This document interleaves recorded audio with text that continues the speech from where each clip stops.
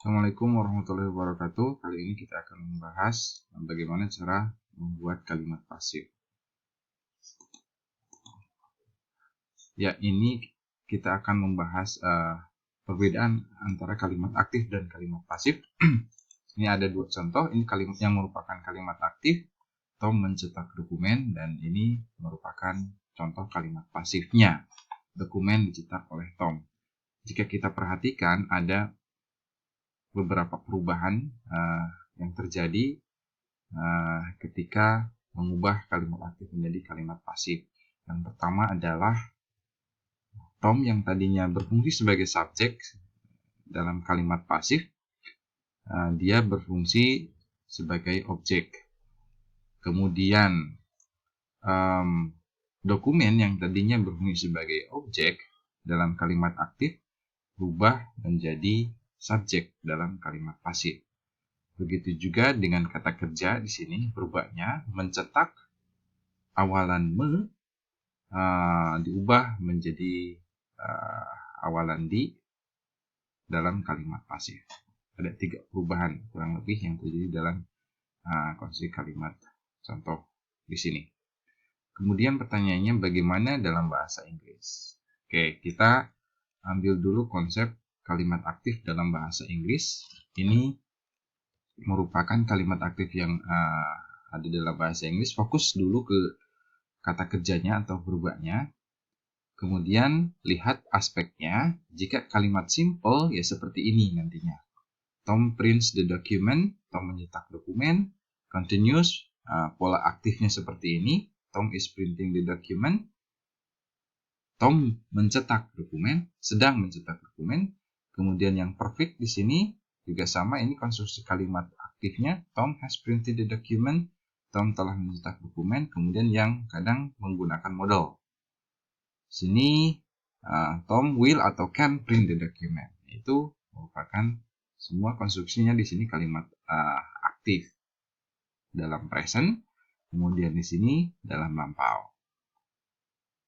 Nah, nanti aspek-aspek ini, aspek simple, continuous, perfect, dan modal ini nanti akan digunakan nanti untuk mengubah kalimat pasif dari aktif.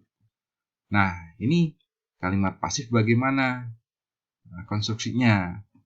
Dalam perubahan kata kerjanya atau berubahnya, untuk kalimat pasif ini sederhana, polanya hanya to be nanti diikuti oleh verb ketiga. Tapi masalahnya si to be-nya itu akan tergantung aspek di dalam kalimat aktif. Di sini yang tadi kita bahas. Misal, jika kalimat aktif tersebut simple, maka to be yang kemungkinan muncul digunakan ini RM is dalam present, tenses present, kemudian was were dalam tenses lampau. Tergantung, nanti diperhatikan subjeknya saja, apakah subjeknya singular, tunggal, atau plural, jamak. Kemudian jika aspek dalam kalimat aktifnya continuous, maka to be yang digunakan adalah being. Jika aspek dalam kalimat aktifnya perfect, maka to be yang digunakan adalah been. Begitu juga jika modal, maka nanti akan menggunakan be. Dan selanjutnya diikuti oleh verba bentuk ketiga. Contoh, misal untuk ini kalimat aktif yang menggunakan aspek simple dan dia tensesnya present. Untuk kalimat aktifnya, Tom prints the document.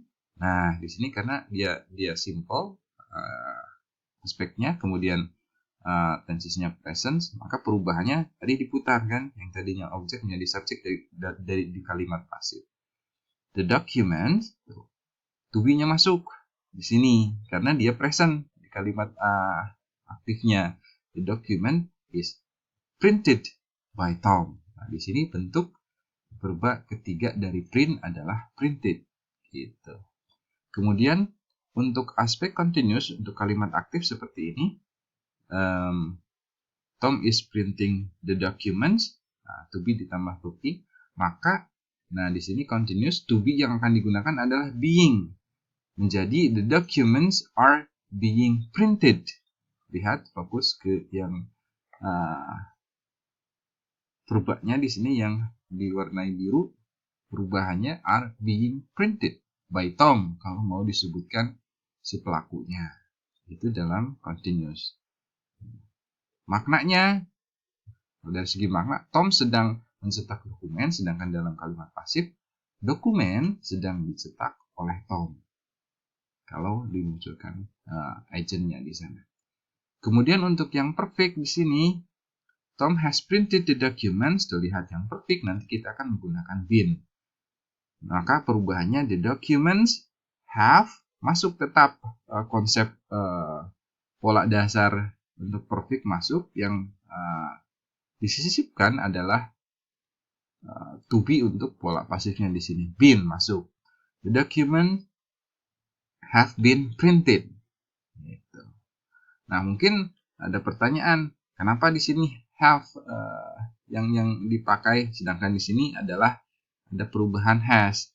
Nah, itu kan tergantung subjek nanti. Kalau dalam kalimat aktifnya itu si subjeknya, ini kebetulan dalam kalimat aktif subjeknya Tom itu tunggal, maka yang masuk adalah has. Tom has printed the documents.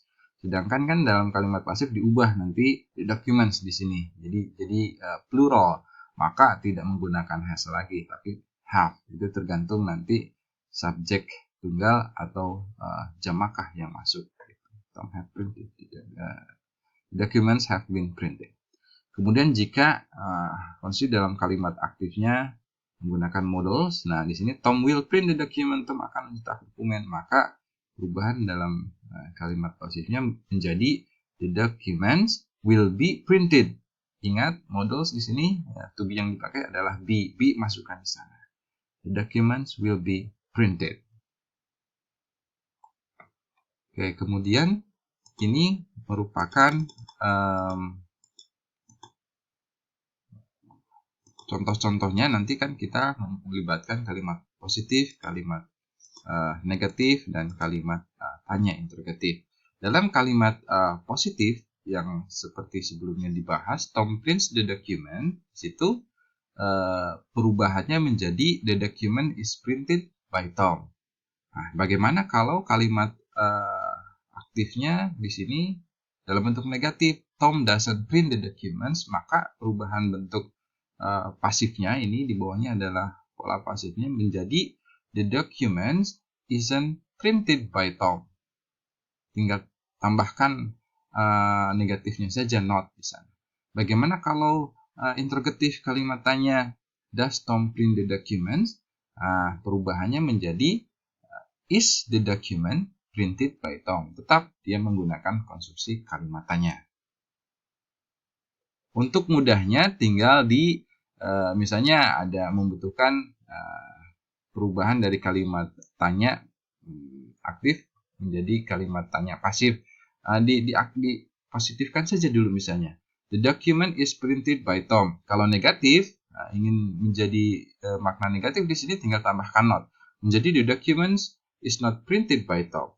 Kalau misalnya ingin menjadi kalimat tanya, maka tinggal to be-nya saja di sini kan harus ditarik ke depan. Jadi is the document printed by Tom. Nah, di situ perubahannya sama untuk mudahnya. Itu untuk aspek simple. Untuk aspek continuous juga sama. Nanti perubahannya untuk yang the documents are being printed by Tom itu untuk kalimat positif. Kalau ingin negatifnya berarti are di sini tinggal tambahkan not, berubah menjadi begini. Jadi dalam bentuk kalimat negatif.